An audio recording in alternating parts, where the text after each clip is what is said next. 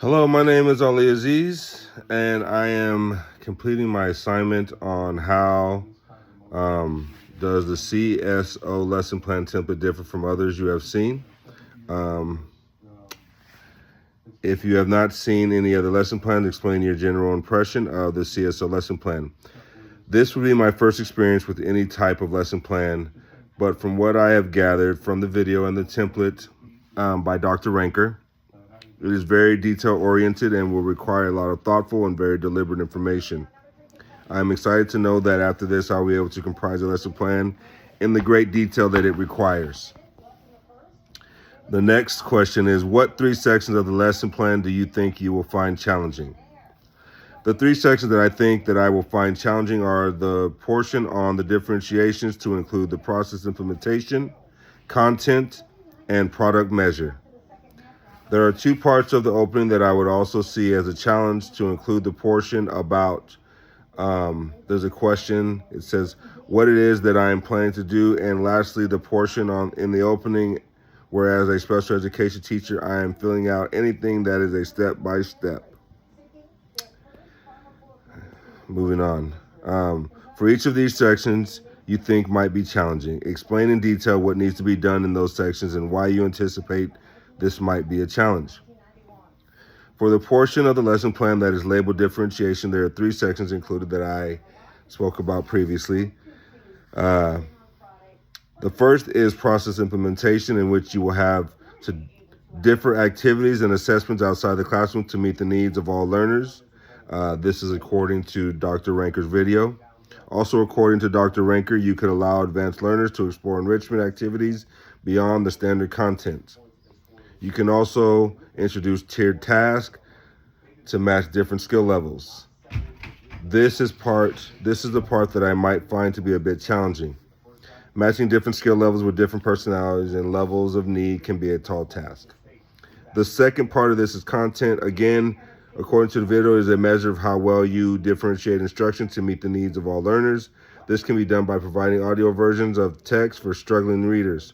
This one is not so much of a challenge, but was included in the section, so I mentioned it. This, I feel, is pretty self-explanatory. The third portion of that section is the product and measure, and this one, according to the video, this one requires that you show various ways students can show their understanding and meet standards and objectives. And according to the video, there are a variety of different projects and posters or formal sessions that can be done.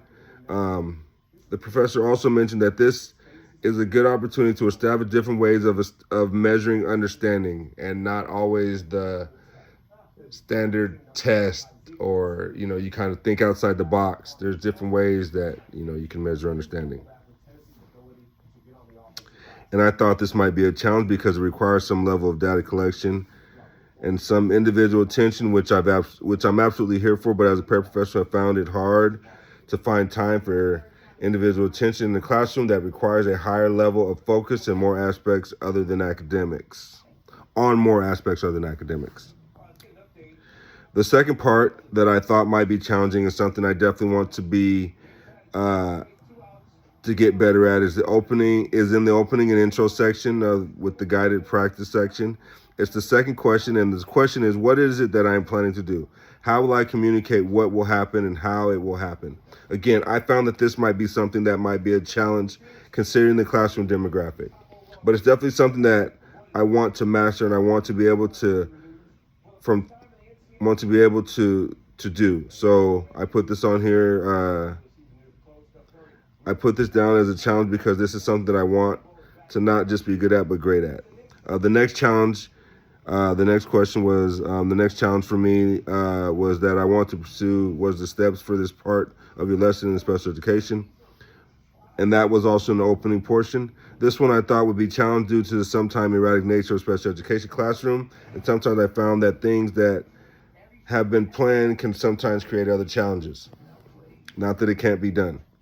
And to conclude my video, the last question was also explain what you think you could do to make it less challenging to complete each of these three areas. And the approach that I think that can help me make the challenges less daunting would be to first be organized. Do not go into a situation without a contingency plan, and a lot of patience and flexibility.